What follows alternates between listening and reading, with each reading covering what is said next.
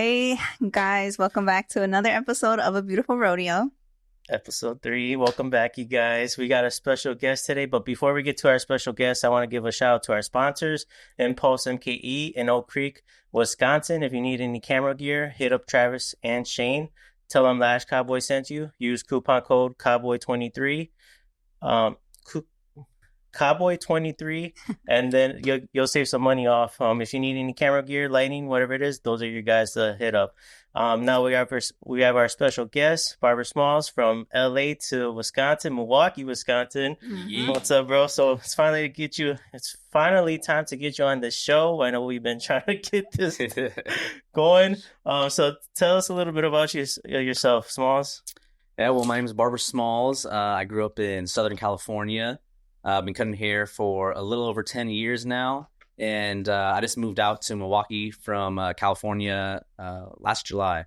So, yeah, getting used to the sun's out today. I'm super excited, man. I went on a walk. It's only like 60 degrees, but it's nice. It's nice. For It's us. good to have you. Yeah. It's good to have you here, bro. When I was first watching your videos on Instagram, bro, like a few months ago, man, I'm thinking like this whole time he's like in LA, and I'm like, oh shit, he's actually here in Milwaukee. So I checked him out. He's clean. He's cold with it. So if you guys need a cut, hit him up.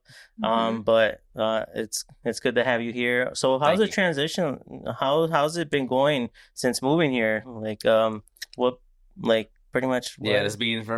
been different for sure. I mean, LA is a really big city, so there's just so much to do, and it takes you forever to get everywhere. So like you gotta plan your day around traffic. Like here I don't gotta do that, so that's really nice. It's like the traffic here is like maybe an extra 5 minutes, if anything. So it's not that bad. It's nice. But it's cool. It's been interesting getting used to it, What made you move here anyway from LA to Milwaukee, this small city? My wife, she was a nurse for a while over at UCLA, and after COVID kind of, burnt her out a little bit. She wanted to be able to do more for the patients and stuff. And, we've been together since we were, sophomores in high school. And she's always talked about wanting to be a doctor, so, just like the time is like a little scary. You hear 8 years and you're just like, damn, but like now looking back, because I'm 31 now.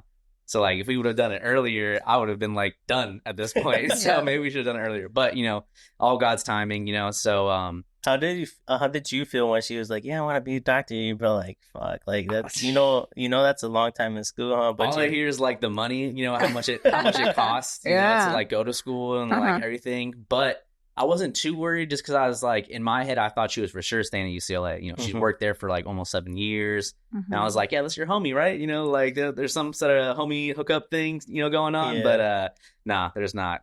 So originally I was cool with it, and then once she started getting like all of her like interviews and all that stuff, and I wasn't seeing anything coming from California, I started getting a little nervous. And then she got the acceptance from a school in New Mexico and MCW out here in Milwaukee. So when I first heard Milwaukee, I was just like, damn, I don't even know what's out there. I knew you got the Bucks and you got the Brewers, so I was like, I know there's some sports out here. I know there's just cities, so that was cool. That was like one of the big things for me.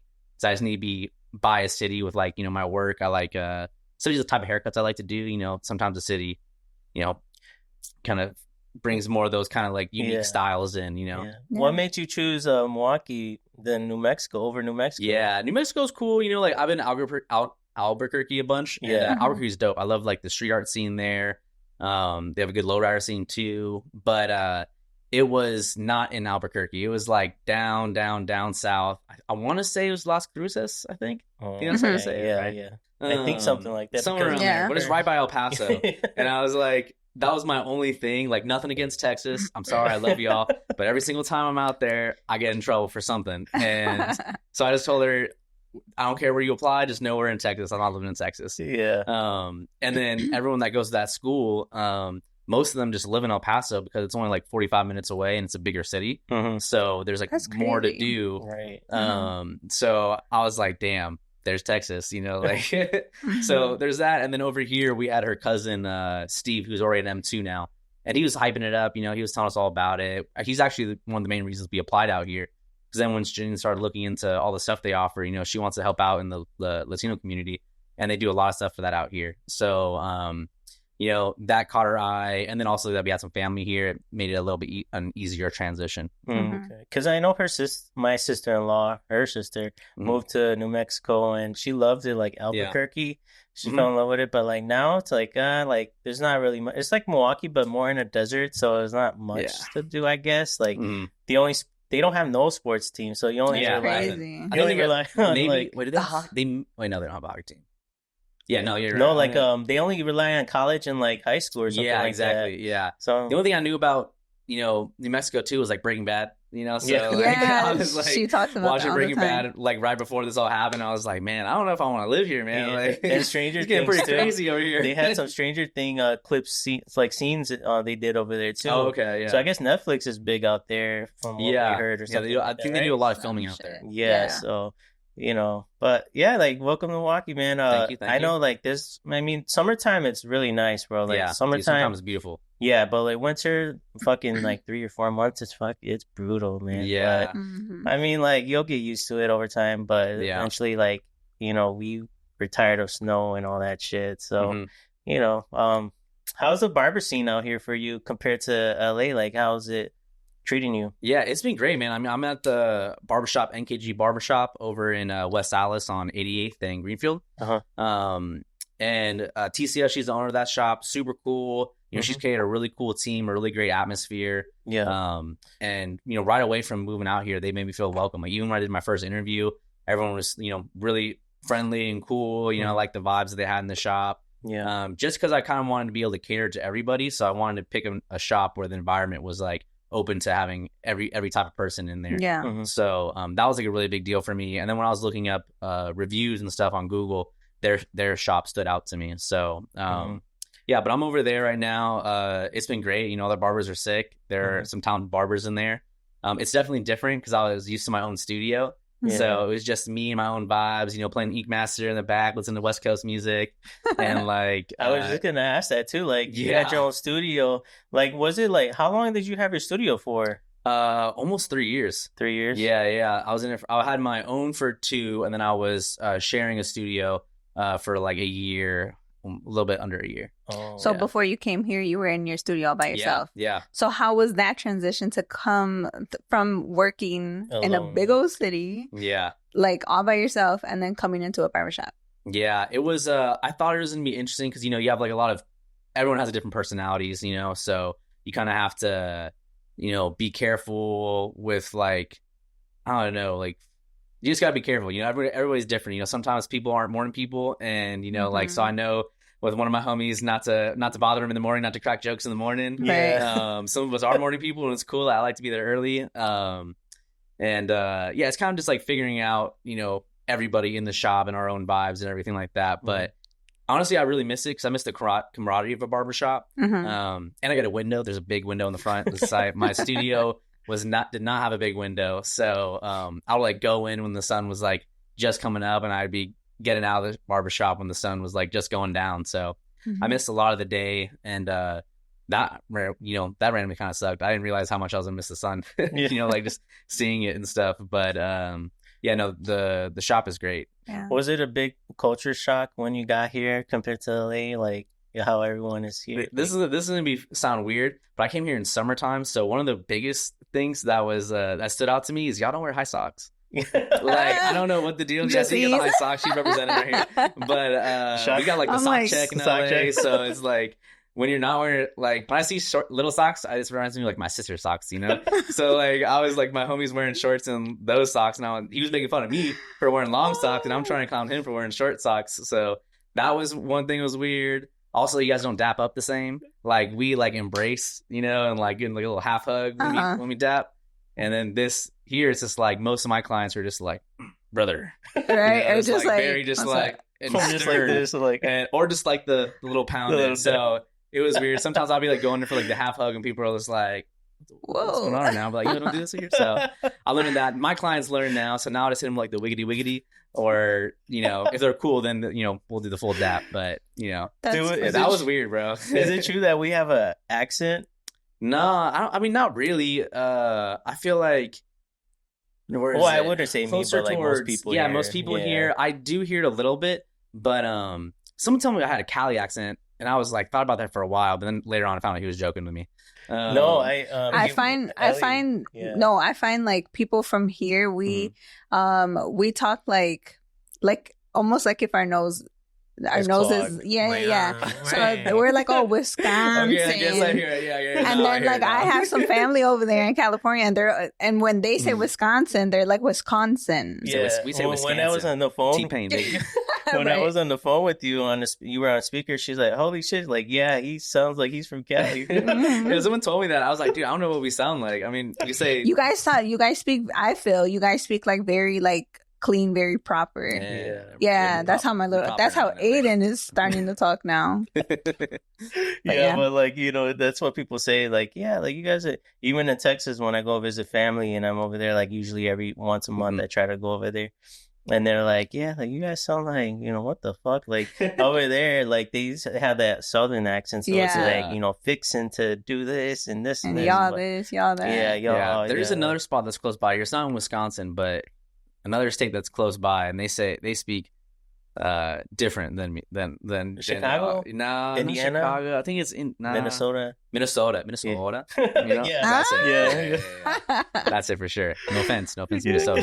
But, So tell us, like, when you were in LA, did you cut like a lot of celebrities? Like, were you exposed to that at all? Yeah, I mean, you meet a lot of people in LA, and there is a lot of opportunity. Something kind of fell in my lap when I was in barber school, actually. So I took my brother to a G-Eazy show for Christmas. Yeah. And the opener was this dude named Super Duper Kyle.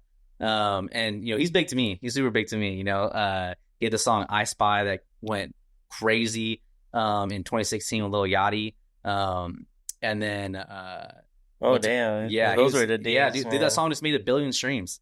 Like, it's crazy. So, almost 10 years old now, which is crazy to say. But I got hooked up with him kind of randomly. I saw the show. He had a cool shirt on. I remember that shirt. And then the month later, I was in Ventura. They had this thing called the Surf Rodeo, which is like a lot smaller version of your guys' state fair. And I'm walking around. I'm supposed to be like, my family was there for my brother's birthday, and we're actually leaving. I had to go use the restroom, so I run out to go use the restroom real quick. And I run into this guy that's wearing that shirt. And I was like, yo, that's a sick shirt, bro. Like, I've been looking for everywhere. Where'd you get it? And it turned out he had a booth, or his homies had a booth that were selling the merch. So I pulled up with him. I'm walking. My homies, a little lit, we started talking and stuff. And he asked me what I do, and I told him I'm a barber out in LA. And at the time, I'm just in barber school in LA. So, I'm not licensed or anything, but I've been in there for like maybe 2 months too, so I'm fresh. And so you're at that beginner stage. Yeah, I'm still in the beginner stage, So he got super excited when he heard I was a barber, and he's like, yo, do you do house calls? I'm like, yeah, I do house calls, like, because I didn't have a shop, but I didn't say nothing. So yeah, I was like, yeah, I do house calls. And he took my number down because he wanted me to cut up one of his homies that just moved to Culver City. So he took my number down, saw my area code was 661, and was like kind of confused. He's like, wait, see this one, like, we're 805, like, how do you know about this the brand? And then I told him about this artist that I followed. I was like, oh yeah, this dude Kyle, just saw in LA, opened for G-Eazy. Like, I saw him perform and he was wearing it, and it got put me on. Oh, and shit. This dude starts laughing, and I'm just like, well, what? Like, were you there too or something? And he's like, yeah, I was there, bro. I'm Kyle's tour manager. And I was like, oh, dude, Ty, man, that's dope, dude. Good for you, bro. And he's like, nah, the dude who just moved to LA is Kyle. Like, I want you to cut Kyle's hair. And I was like, oh yeah, bro. Wait, what? Like, damn. I was like, dude, I just started this, but I didn't say nothing. I was like, yeah, I'm down. Yeah, it's like perfect. What is it? At the perfect spot, or right place, right time. Yeah. Right. So, and perfect timing. I think Jesus had like 2 or 3 beers at that point, so he was, more receptive to, like, then I don't know. Yeah, just some random kid coming up to him, So, and I think I was like 20, maybe 21 at the time, and yeah, so like, he was super down, and then he thought it was really cool that I went by Barber Smalls, because he had an OG homie who went by Smalls. He hasn't heard that name in a long time, so he thought that was cool, and that stood out to him. So then, he introduced me to the rest of the squad. I met Nolan. It was Kyle's manager. Homie Mike Ellis. He did our merch for us and printing in Ventura. And then, Jesus was telling him, hyping me up. He was like, yo, this is Barber Smalls, dog. Like, he's the best barber in the world, dude. And homie does not know me. He's never seen my cuts. Like, just just shouting me out. Yeah. And then, so like 2 weeks later, they ended up giving me a call, and I ended up ditching barber school that day to go. I took a taxi, dude. I don't think Uber was like popping just yet, Damn. And I took a taxi from downtown all the way to Mid City, Culver City area. I know that shit was expensive, probably around. Dude, it was more than I got paid. Yeah, I charged like, I didn't even know what to charge at the time, because I just started, so I was like, whatever it takes to get there. Right? Cut. I was cutting like 5 dudes, so I was just like, yeah, $25 is, I think, fair, right? I didn't put an account with like traveling and all that stuff. At the time, I was just down for the opportunity. So, I think my taxi there was like $50 or something like that. I was like, and I had a taxi back, because then I had to take the train back to the valley from there. Oh my gosh. So that was, I think I walked out like $25 and I cut like 5 or 6 dudes. But like I technically got more, but that all went to my taxi. Yeah. So later on I did find out like a better method of getting there. I could take the red line and like all the like then Uber, So I found out better ways of getting there. But after that, I didn't hear from them for a little bit, like I was like, all right, cool, whatever. Like Kyle was like the second black dude I cut, low key. So the haircut was clean. It was cool. It was super, basic, nothing crazy. And then I was just like, working on my skills, trying to get better and better. And then like a month and a half goes by, I still don't hear anything. So I'm like, you know what, I'm gonna create Twitter, create a Twitter account, get on there, start advertising myself more, because I want to be in this industry and I want to cut in the city. Yeah. So I did all that. I followed all these other rappers I wanted to cut to, including Kyle. And then the first like refresh I did when I opened up the app was a tweet from Kyle saying like, yo, who has a barber in LA that can get me? So I hit him back right away, and I was like, yo, I got you. Like I cut you up like, a month ago. Like if you want, I can pull up again. So then he sent me a DM or whatever it is on there, on X, and gave me his number. I called him, and he was like, yeah, bro, like we've been trying to get a hold of you, but like we don't have your number. Like Jesus has your number, but like he doesn't live with us, and we just didn't, like, was there a lot of like comments on that post at all, or tweet or whatever? Dude, I think I was like this. I think there was like a total like 10 or 15 comments on it, and he posted it like maybe 30 minutes before that. So there was a couple of barbers on there that were saying like, yo, I got you. But I think he just remembered Barber Smalls. He saw the name. Yeah. And then when I called him, he was like super excited. I was like, yeah, bro, pull up. So I ditched school again, and then pulled up and cut his hair the following Thursday. And then from then on, I was pretty much cutting his hair. See, that's perfect. Every week. That's perfect branding. Yeah. Like that's why it's so important to have like a name that's gonna 100%. Be like remembered. Yeah. Compared like, cause what's your real name? Yeah, my real name's it's Joshua. It's my government name. All right, keep it down low. Yeah, my real name's Josh. Yeah, but, like, so you thought about like maybe Barber Josh or something? Yeah, I was like Barber Josh. It doesn't really ring to it. There is a Barber Josh that's really good. Josh OP. He's crazy. Yeah, from England or something. Yeah, he's somewhere out there. Yeah, he's dope with the shears. Yeah, he's nice with it. Yeah.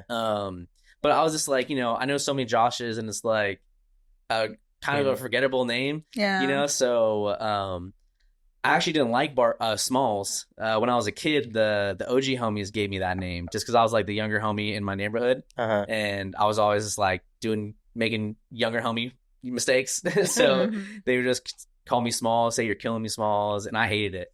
And then, later on, like they all into high school and stuff, and the name kind of died out a little bit. And then I go into high school. One of my homies is at the same high school as me. He's a senior now. And he started bringing it up, and I was like, oh, man, here we go again. But I was also in football, and there was another homie that was trying to petition a new nickname for me because I had long hair at the time. And whenever I would take my helmet off, the hair would flip out, and I'm short. So he was trying to call me Lord Farquaad.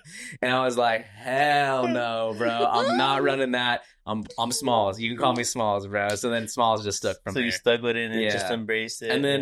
And then, I wouldn't say I embraced it, but I was like, you can call me Smalls instead. Like, so that's when the name started coming back up again in high school. And then when I was looking for the barber name, my OG homie was just like, bro, Barber Smalls. What you mean? You got a nickname. It's already there. And I was like, yeah, shoot, actually sounds pretty sick. It sounds pretty cool too. At that point I was like, I wasn't self-conscious about my height or anything like that. High school's over, you know, so it's like just whatever. Yeah, it is what it is. You know, I'm short, dude. Like I'm 5'3", bro. Like Wolverine's 5'3" in a comment. He's a G, you know. So I just, you know, repped it, and then Barber Smalls stuck, and it's something that people remember me by now. You know, that's cool. Okay. Do you miss LA? Oh yeah. I miss LA for sure. I was just gonna ask that, like, so you had the opportunity. Do you still keep in contact with? With Kyle and everybody. And Jesus. Oh yeah, Jesus is my dog. Yeah, I see Jesus every time I go back home. Kyle, I don't see as much anymore just because he's a busy man. He's still making great music. So he has a barber out in LA, and I go back usually every month and a half to cut my clients and see my family, my nephew. I just got another nephew, Aiden Joshua Grant. Yeah, I got the middle name. So I go back and see my family, and then cut hair. My homie Eddie and Milo, they own Exclusive Cuts. It's a studio that's in Santa Clarita. So I'll go up there and I'll cut there on Sunday, Mondays, and Tuesdays. So you go back and forth. So I'll go back and forth. I try to stay here as much as possible. But you know, when I have the opportunity to go out there, I try to go out there usually around a month and a half. You know? Do you think after your wife is done with school, you guys might head back? I mean, I would like to. Yeah, I would really love to, especially because all our family's out there. You know, it'd be great to go back. And then when she's a doctor, like we're chilling, man. You know, like right. You know, I mean, obviously we still gotta worry about money, but you know, California's really expensive. But probably taxes insane out there. But we would love to go back for sure. You know, especially with all of our family out there. If our family wasn't out there, then we'd be open to, you know, like traveling and stuff. But we'll have another. We have another opportunity when she starts going to her residency. So after the 4 years of medical school, then it's 4 or plus years of residency, depending on what type of specialty she wants to go into. And then we'll see. You know, maybe we'll end up somewhere else. Maybe we'll stay here. Maybe we'll end up back in LA. And hopefully the UCLA plugs come in handy then. Right. If not, then, you know, like I'm super down to stay here. I've been loving Milwaukee. And is it more like laid back, you feel? Yeah, it's chill. It's super chill. But you still have the city vibes here, you know? So it's like almost like it's like a mixture of a small town mixed in with you know, the city life. When you were in LA, did you go to like a lot of like beaches? Because I know over here, you know what's crazy? Not really. No, you know, like I did. I go to Ventura and I go surfing. Yeah, I'd be gonna go surf at C Street in Ventura. I know me and Ellie would go to like Santa Monica or like what is that? What that BB having? Oh, Venice, that strip. I think it was Venice. Where like Muscle Beach. Yeah. Venice is popping. I used to go to the skate park there. Dude, that was when I was in high school. I loved going to Venice. Smelled like a lot of Mary Jane. Oh yeah, they had the doctors outside, like the weed doctors that would, you know, just give you green or not green cards, the med cards and stuff. Yeah, they'd always try to get you to get in there. That's funny. But I would go there a lot when I was in high school because I was really into skating and I was really into writing too, like graffiti and stuff. So like they had the graffiti wall there. So it was a fun time to be in high school for sure. Probably shouldn't have been down there in high school. I know, like now that I go, I'm like, oh shit. I'm like, everyone's just like you know, it was lit, but I was like, this is probably not for kids. I had my kids too. It's not for kids for sure. Yeah. Right. Do you see? I'm sorry. I just thought of a question. Do you see a difference in like the people over there? Just like not even barbers, but like just people in general, like how they are over there compared to here? Like, do you see like attitude and like I have to be honest. People in Cali, I feel like assholes, dude. Just to be honest, he's spicy. Maybe it's the traffic. I don't know. Maybe like we just be sitting in a lot of traffic, so we'd be annoyed easy. Like I guess it just all depends on the day. Like some days they are some nice people, but then there's some that are just fun, like rude. I'm like, bro, chill. Cali is definitely, or California is definitely a little bit more aggressive, I would say, you know, especially when you go to games like Dodger games. You sit out in the outfield, you're for sure seeing a fight. Like here, I went to Brewers Stadium or what is it, American Family Field? Something like that. And I was rocking my Dodger jersey. I got Barber Smalls in the back of my jersey, and cool. I was expecting to get some, you know, shit talk, but everyone was chill. Everyone was super nice. Everyone was like, "Hey, man, that's a really cool jersey you got there." I was like, "Yeah, thanks, bro. I appreciate it." But everyone was super nice. Yeah, unless they're like super chill. Unless they're like drunk, then you know they probably get some shit. Sure. I'd say like something a little bit here and there, but nothing like LA, dude. Like you gotta be careful with who you talk shit with in LA, especially at the games. You just know you don't know. But I mean, like, how's the Because I know from LA, like you had a good clientele base, right? Yeah. And then making that transition over here, do you feel like it was a little bit challenging? Like, well, obviously coming from a different state, you're like, fuck, I got to start all over. Yeah. Right. So, like, how did you start picking up more clientele when you got here? Yeah. So I was definitely worried coming out here, especially not really knowing anybody except my wife's cousin Steve. He was telling all his homies like, yo, my barber's coming to town, like he's gonna get me right, you know, like come through. So I knew I had like a couple clients from him and stuff. He actually hooked it up pretty good. You know, he told damn near everyone in MCW about me. So I cut up a lot of MCW students now. But which is good because you got some doctors. Yeah, dude. So, but if anything happens, I get like a weird cut or something, I need a doctor's opinion, you know. Yeah, no, it was definitely interesting. I tried starting off at first with my own website that I had back in LA, which was just barbersmalls.com. TCO was telling me to hop on Booksy when I came out here, and I was kind of against it at first just because I didn't want people to have to download an app to book with me. I just wanted them to go one hit, you know, barbersmalls.com, book, and then, you know, make it easy for everybody. Convenient for them shit. But after like my first week or two here, I was taking a lot of the walk-ins and the calls. And then I was mostly trying to like go to as many events as I could just to meet people and put my name out there, let people know I'm a barber out here. So like the first couple of weeks was just a lot of that. And then Steve and like all his friends, I just because I was trying to get people in the door, I was like, hey man, if you want to come in early in the morning, let me do a video on you. I got you on like half off on a cut. Yeah. So I'll try to put out as many new Instagram videos as I could, just like showing my skills out here. And I love doing scissor cuts. So like I'm a big fan of doing shear work or doing creative cuts with mixing with fades.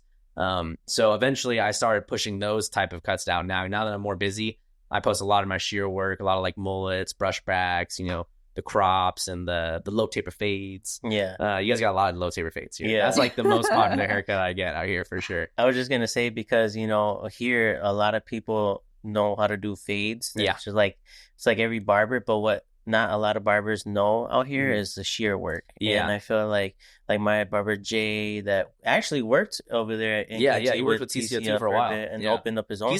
Jay's actually the one that kind of putting me in that direction in a way, because I met him on Instagram, just looking up barbers in there, and he was tagging like Milwaukee barber and stuff. And then that's how I found NKG. And at the time I was coming out here, he was already at his own studio.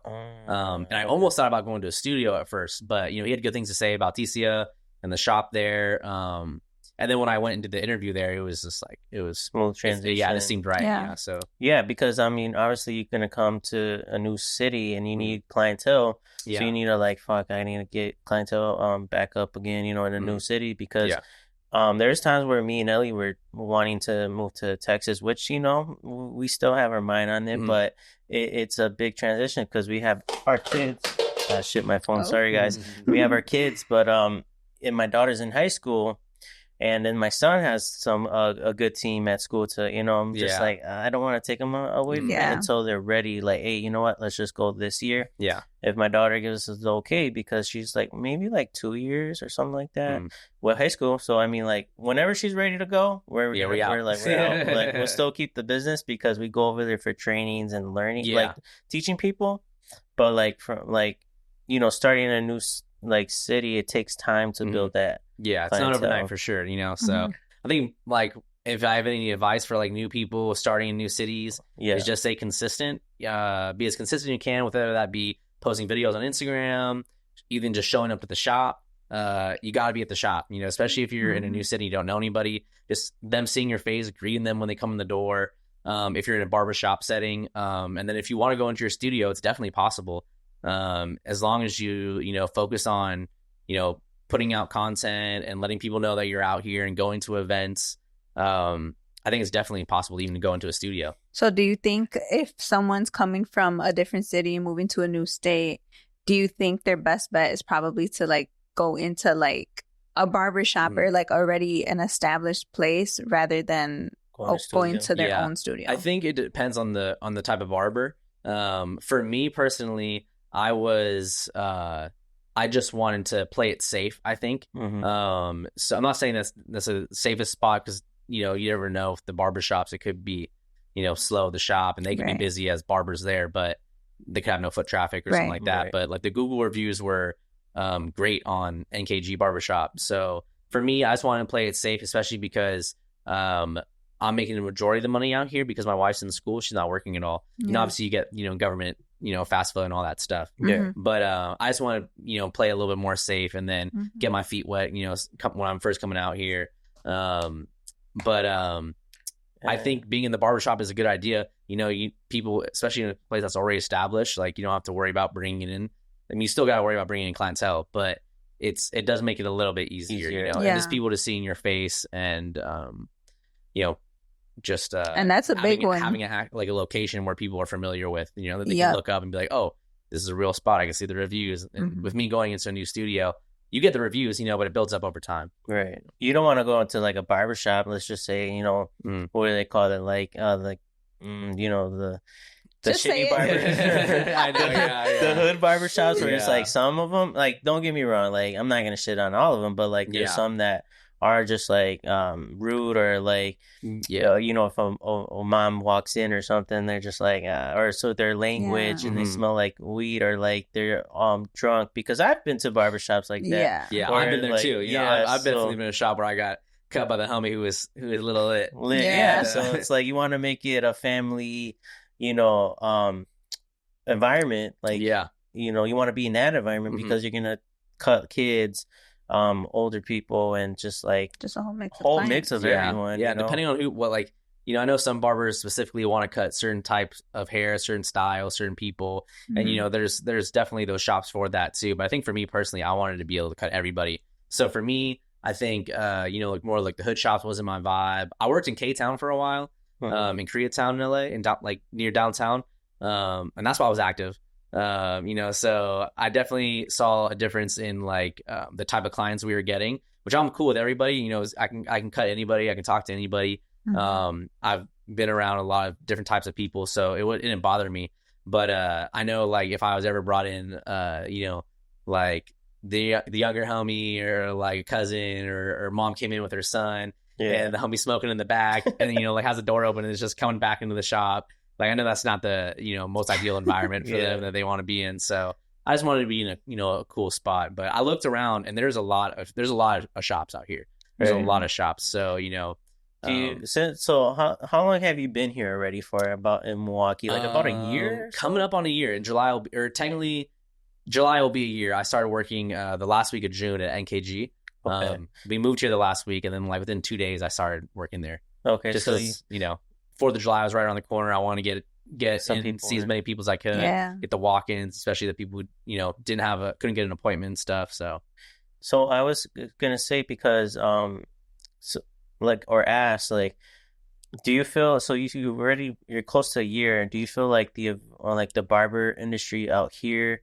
Do you feel like everyone has the egos or just not really collabing or it's just always competition? Do you feel out here? Yeah, I think definitely out here there's a little bit more competition. In LA, maybe it's just with my experience, but everyone's super cool. As far as the barber scene, I feel like we're all pretty connected for the most part. I still talk to people that I've met at a a barber class. Early on, I still talk to them now. I did a barber class in Santa Monica at a men's groomers.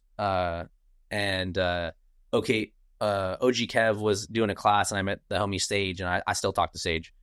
He's over at Gray Matter in LA, in Hollywood area. But I feel like it's everyone out there. I got a bunch of dudes I call my barber brothers, and it's definitely more collaborative over there. Over here, I don't feel like it as much. I feel that there's a pretty straight divide. You have your 30-minute barbers, which are totally cool.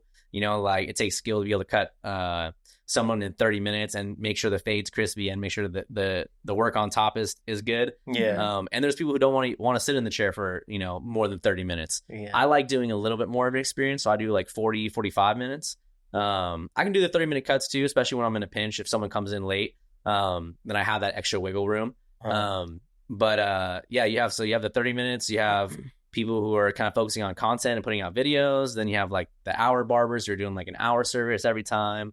And I feel like none of those kind of go together. They kind of all stay in their own lanes. And then even then I don't see them like reaching out much to other, you know, like barbers and stuff. Besides Jay. Jay was like, he's the one dude that got me really excited for being out here, because when he's been trying to like set up a bunch of stuff out here, especially for the barbers, and build like a barber community, especially with the team he got over in Florida. So I was excited about that, but I feel like Jay is really the only person that I know like actively wanting doing it, you know, wanting people to collab, especially with like other stuff besides, you know, like more creative cuts and just more shear work, and trying to bring that out here as well, because there's definitely what's it called? There's definitely a market for it out here. You know, I get at least like 1 or 2 new scissor cuts a week, and they're cool cuts. Like the people are dope, you know, and like most of them are, you know, were to go to salon, which is nothing wrong with the salon either, but they want more of that barbershop atmosphere and that style, because I feel like there's been a big transition to like, either you're gonna, like you said, all different, like you're either gonna have a fast cut, or you want someone that has more shear work, not so much like fades like years ago back in like 2000s, where it was just fades, skin fades, easy cut, exactly. Now it's like, well, I want this, like they have mullets and you just want a texture and all that shit, compared to like, and mixing those two styles together too. And I feel like that's where barbers out here in Milwaukee lack, is the shear work, is because, you know, hey, if you're a good barber, like you say you are, you better make sure that the shear work is good, the clippers. Me not being a barber, I mean, I used to try to be a barber, but it just wasn't for me. I couldn't deal with, you know, like that. I just can't. Yeah, it's different. And, you know, touching guys' heads and like, you know, being and having to deal with them sometimes. So it's like, I'll just stick to like lashing and just doing lashes, you know, with my wife. Hey, it works. Man. So, I mean, like, you just like, not that I'm saying like, oh, we have our like moments with, you know, rude customers and clients here and there, but, you know, being in that field, it takes some skill for sure.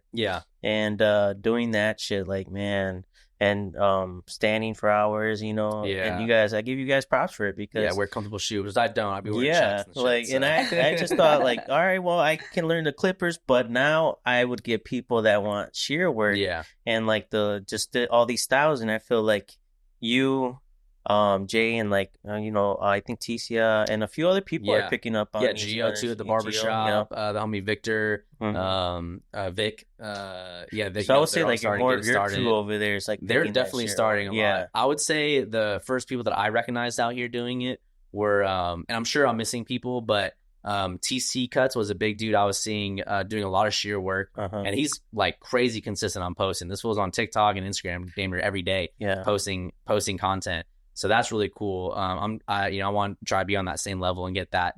Well, you're there, man. Like I said, your work caught my eye. So thanks, like, you know, that's what I'm saying. Like, you coming over here was definitely, I don't think it was hard at all. You're just like, all right, let me get these people lined up and take over, man. Because like TC was holding it down for me too. TC was always telling me, she's like, yo, once you like get established here and people know you here, it's like, you're going to blow up. Like just the style, the way I cut, you know, she said that, you know, was going to be really great for the team and just like this Milwaukee in general. Yeah, because people can do designs and fades and shit over here, but no one can really do shear work. So I mean, like, it's just, that's what, and like, and with Jay, he tries to bring people together, like, you know, like events, and I know me and him were in talks about doing an event, like having beauty and barber meet, you know, and stuff. But I just feel like out here, like, it's everyone's in competitive mode, and it's like not collabing, you know, like my people in Texas, when I go out there, the barber community is really big, where people are putting on shows, events, classes, and shout out to Barber Cherry out there, and then the Faded Culture crew out there, and Adrian, and I always forget Sergio. Shout out to you guys, man. You guys are doing good things out there. What about putting on events? And then even if their Instagram videos, like Faded Culture, like I've been cutting for a long time, but I'll still pull up some of their videos sometimes to see what they're putting out, because they put out great content that's super easy to understand, especially if you're a aspiring barber, you're just starting. I definitely recommend checking out. That's cool. I would watch. Like, they're, even if you don't want to be a barber and you're just looking for something, like that shit's super satisfying to see the fade come together and everything like that. Like if I watch them, I feel like I can cut somebody's hair. I can do that. That's what I'm saying. That's who I would watch when I was trying to be a barber. It was like, just all the details and steps. And then you got Adrian out in Houston too that does like 10, 20-minute cuts. But I mean, I know it's not for everyone, but there's people out there that do want to do 20-minute cuts and want to learn that shit. So this shit, it's sick. Me as a girl, I gotta ask this. Okay, so do you guys think that it's important to have like a super fire like haircut, and you don't care really how like long your barber takes, or are you more about like I'm kind of I as long as my haircut's like decent and I'm in and out kind of like what do you guys prefer? Oh, I'm down to sit. Like I don't care as long as like I'm not that picky anymore. Especially like I only got a fade right now, and, I'm not that picky anymore. I think earlier on I was a little bit more picky with my cut, and I wanted to make sure it was right, especially when people see me. I'm like, damn, I represent myself, so I gotta have a clean fade. So obviously I always try to have a clean fade and clean cut, or a cool hat, like a Raiders or Dodger hat. Or when you don't have time, you're just like, fuck it. Yeah, dude. I mean, I'm taking care of everyone else, so it's hard for us to get in. Shout out to my boy Gio though, because Gio always he'd be like, hey bro, it's time. You need I'm like, all right, good looks, man. I appreciate you. Yeah. No, I'm down to sit. I mean, I used to go to downtown to my homie Byron. He has a really cool shop called it's not Common Ground. I want to say it's Common Ground. If I mess it up, I'm sorry, man. But he has a really cool shop there. There's a lot of history in that shop too, which is really tight. I would go take some days off to go get cuts by him. And this was in LA, right? This is in LA, yeah. It's like $120, an hour cut. Wow. Sometimes an hour and a half. Shit. So it's a lot, but man, every time I would walk out of that barbershop, like perfect. My hair was perfect. If I wanted to do a skin fade, it was a perfect skin fade. If I wanted to keep my hair long and do more of the brush back like I was doing for a little bit, perfect brush back, and like it was really cool seeing him, build up a team in downtown. Like the barbers he has there are all amazing. Same thing with my guy Julius Caesar over at Statement. Yeah, he's put up some amazing barbers. Like Byron used to work for him over at that whole crew over there, man. Yeah, is like Byron, Jack Louie, Berg, like all of them are insane barbers. Berg, the one that works with Jay. No, there's another Berg in LA that has a pretty cool studio. I draw a blank on his new studio's name, but they've all kind of left and done their own thing. Zeus is also a crazy barber out there too for cuts and for color. He's doing some really cool designs with coloring hair, and so is Julius. Julius is doing the YG with the flames in the hair, and that's cut in. And he's also doing artwork on hair, and it's like it's cool. Like he's really inspired me to start doing this type of stuff. What's his name? Rob the original is insane, man. Dude. That dude's unhuman, bro. Like because he does hair and fucking like he does everything. Portraits, right? Like I've seen him do portraits on broken glass. I've seen him do portraits with just like dust and hair from on the floor for like the end of the day, and he'd be doing shit for like he'll be doing designs on horses, dogs. Like he's just an insane artist in general. Rob the original. You see, he got it on his knuckles. Yeah, like he does like insane like portraits. He did one of Canelo too. That I was like, man, that shit. The Snoop Dogg with the homie even has a smoke and the blunt on the hair. The Snoop, it's crazy. Yeah, but that's what I'm saying. There's so much talent in Cali, and Texas. Like I was just gonna say too. What was I gonna say? I just slipped my mind. So like, because I know some people won't care, like they'll get like a $5, $10 cut. Like it's funny, like my cousin, right, in Texas, he goes to this one Asian lady or guy like down the street from him. He's like, man, I don't care. He's like, I just paid like $10-$20, right?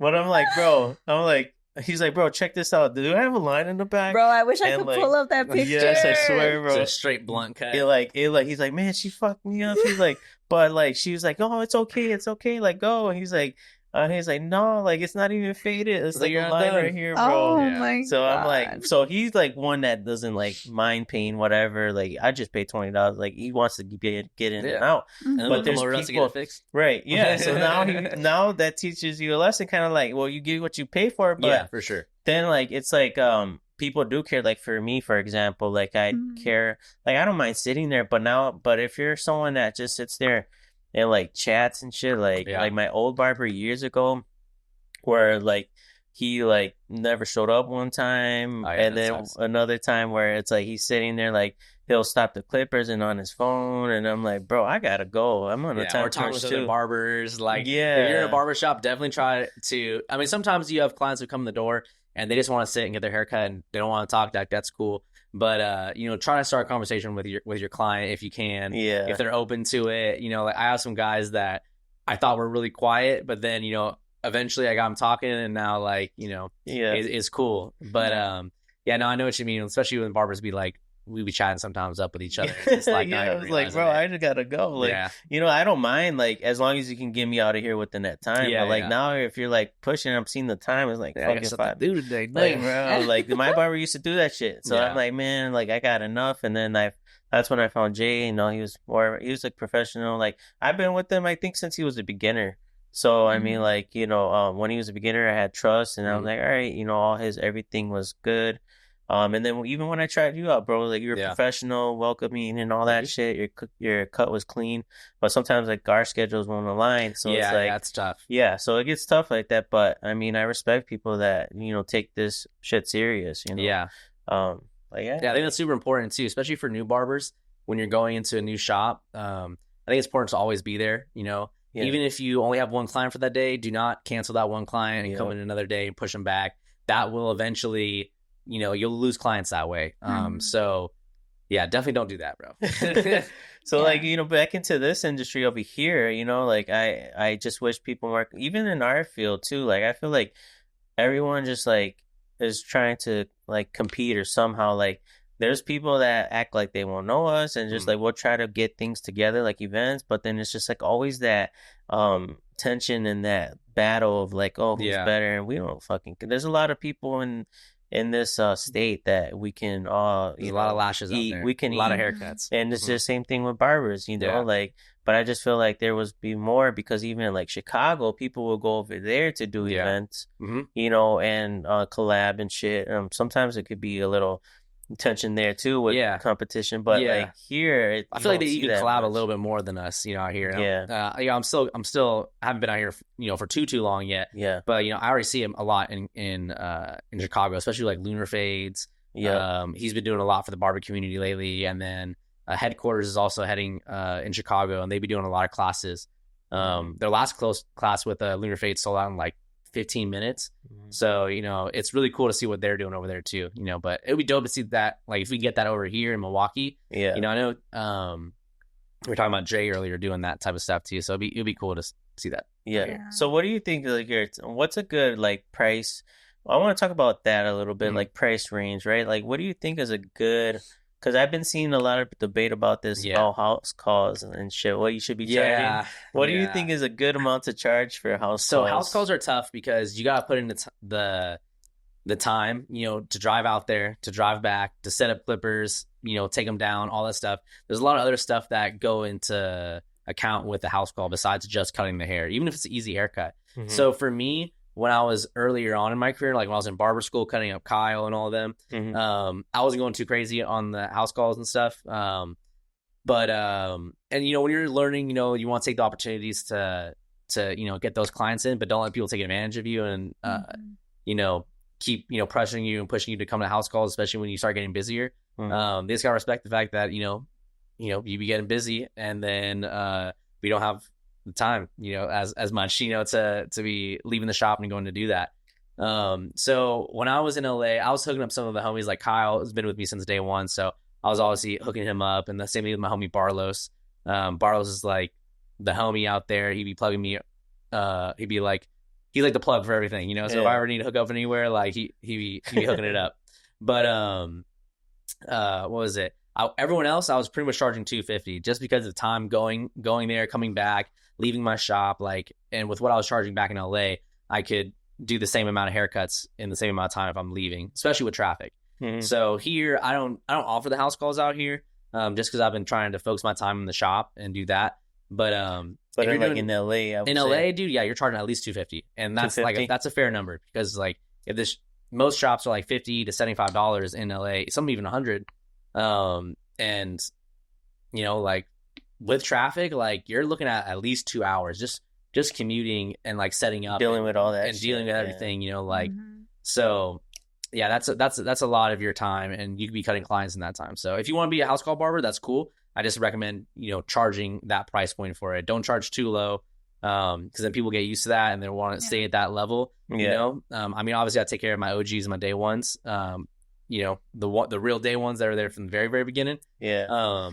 But yeah, you gotta count the time into the cost of the haircut. It's not just the haircut; it's the time. Your time and travel, gas expenses, all that, setting up and all that shit. Or you know, like if you don't have a ring light or anything, like lighting you don't have a chair, like the chair might suck. Like for me, I stopped doing it too because like there's multiple times I pulled up and I had a ring light, but I didn't have like a portable barber chair.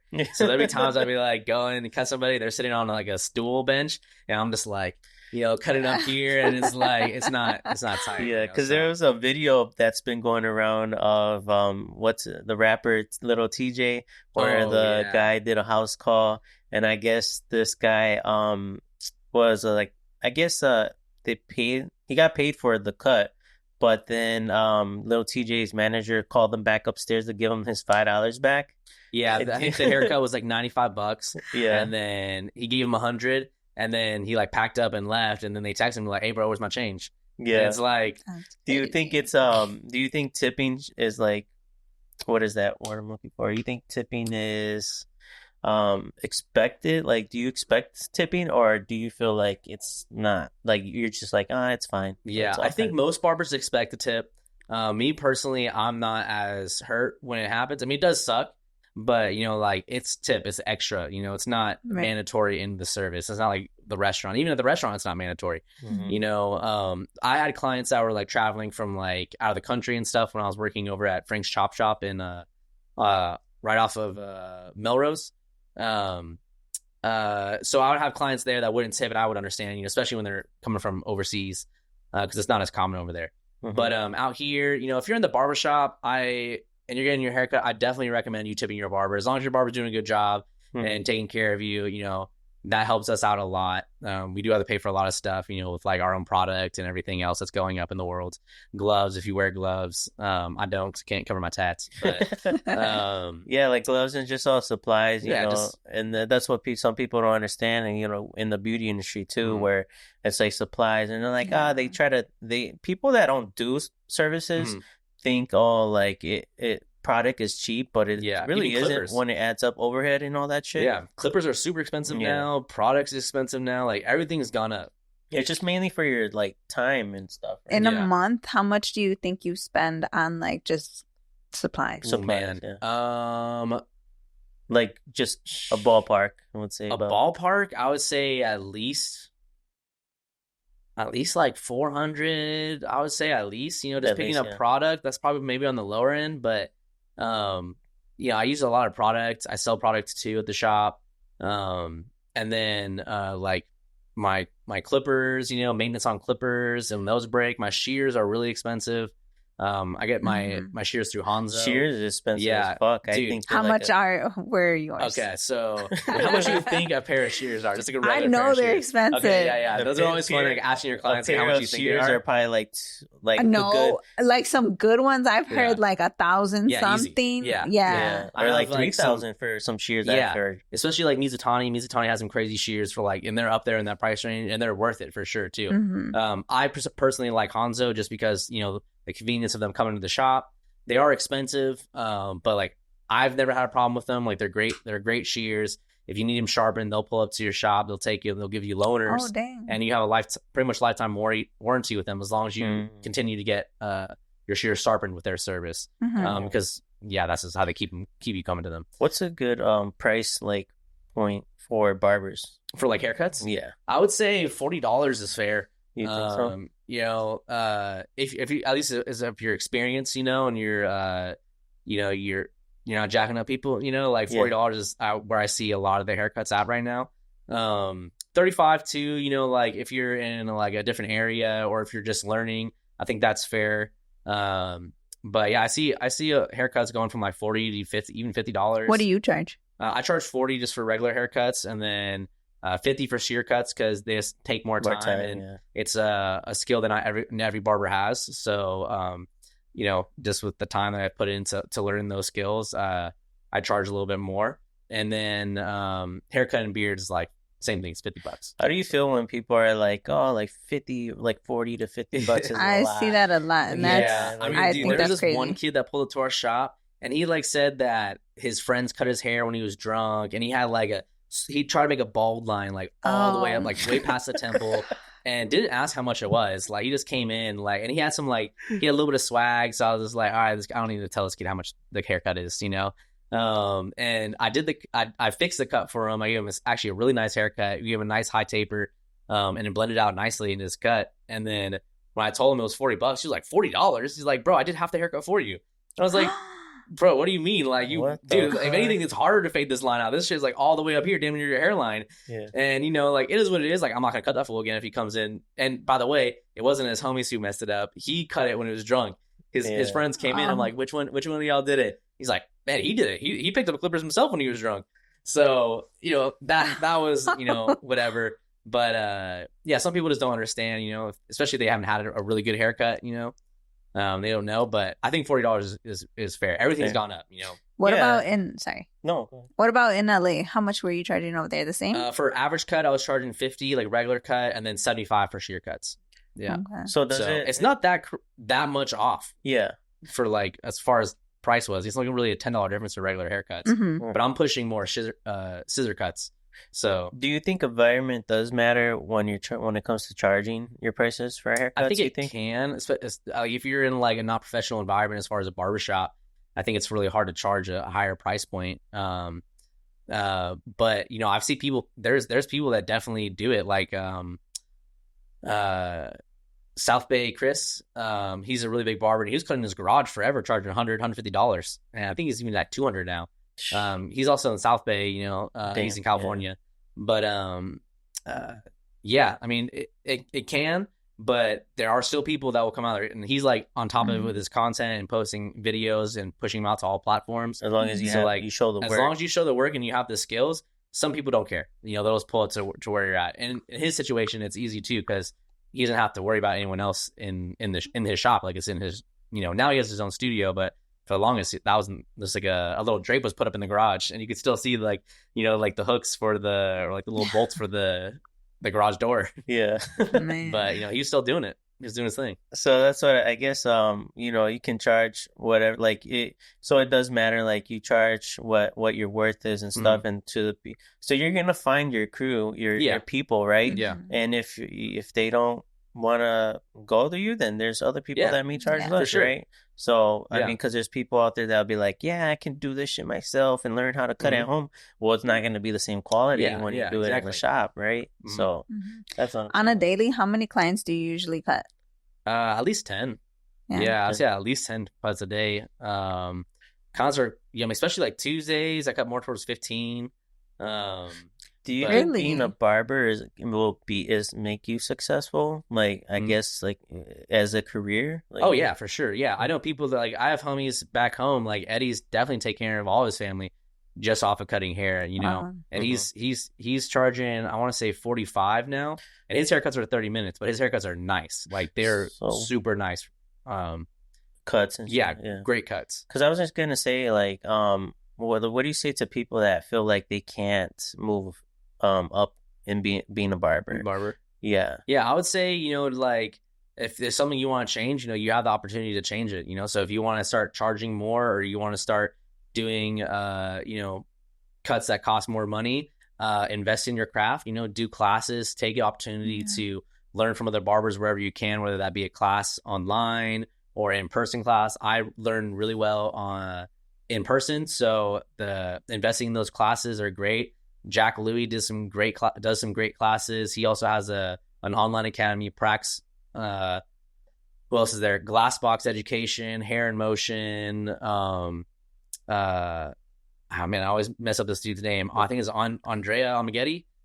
He has another great one. But there's a lot of opportunities to you know, push your work up there to be able to charge a higher price point. So as long as you invest into yourself, people will see that and just put out a good quality, be professional, you can definitely, you know, make a career where you're making great money, you know. Yeah, just never stop learning and just giving your clients a good experience. Yeah, I feel like I've been cutting for almost 11 years now, and I'm still taking classes. I still watch hair and motion videos like if I can every morning, you know. I'll go to Lake Effect Coffee over on Greenfield the National. Shout out Colin, that's my dog. We got green coffee. That's my coffee. Yeah. So I'll go there. I'll get my Ice Honey Harvest latte, and then I'll just watch some barber videos, even though it's stuff I already know. Sometimes there's some extra sauce that I didn't see before. And just like rewatching it for me personally, especially because I have ADD, you know, like I just need that extra, you know, time keeping it, you know, watching it and over, and then it's just easier, especially like when I'm explaining it to some of the homies in the barbershop, like it helps me kind of like remember it more and more the more I talk about it. All right. So never stop learning, perfect your craft, and charge your damn worth. Charge your worth, right? Get your bag. No, quick, before we go, I want to stir up the pot here a little bit. Oh shit, let's go. Name me at least 3 top states that have the best barbers. Because barbers, okay. I mean, obviously I'm gonna go with LA right away. Like California, even Bay Area too, like San Diego, LA, everywhere in California is doing some amazing work. So that's so Cali's one. Cali's number one, in my opinion. I'm gonna go with New York after that. New York. I mean, there's just a bunch of different style of people that a bunch of different haircuts you got to do, and the city's huge. And third, what's your third? Dude, honestly, it's a tough one, man. I want to say Texas, because Texas is huge. There's just so many barbers, and we were talking about earlier, like Cherry, you know, Faded Culture, all of them, like they're insane. I would say California, New York, and Texas, and then backups. You know, like the next ones, I'm gonna say Utah randomly, because there's randomly some really good barbers in Utah. The homie Chris is doing some amazing work out there. Portland, there's a lot of great barbers in Portland, Oregon. And those are my next two. Those are my next two. My 3, I was gonna say, is gonna be Texas. Yeah. 1, Cali, 2nd, and then 3rd, I would give it to Florida. Yeah, Florida's doing great shit. It could be Milwaukee. That could be y'all. So if you guys could collab and come together, you know, that could be us. Get your name out there, I want to add an extra one, Chicago. I gave it to Chicago. 100%. Chicago, Lunar Fades in Chicago. Man, he's doing insane work. I know there's more barbers out there, but when I first came out here, that was like the dude that I was seeing the most. And I'm gonna get a cut by you, homie. I will be there soon. I know it. You want to add anything before we wrap it up? I think that's pretty much it. All right. I mean, we could go on, but we're gonna have to part 2 on the part 2. We're gonna do part 2. Yeah, because we got more questions, you know. So, and he's our guy, you know, and eventually we'll bring on, you know, our other guest, Jay, my barber too. So. But thank you for coming in, bro. I appreciate it. I appreciate it. It was a good episode. So we'll get it out there. So thank you guys for tuning in. This is it. So stay tuned for the next episode. Peace.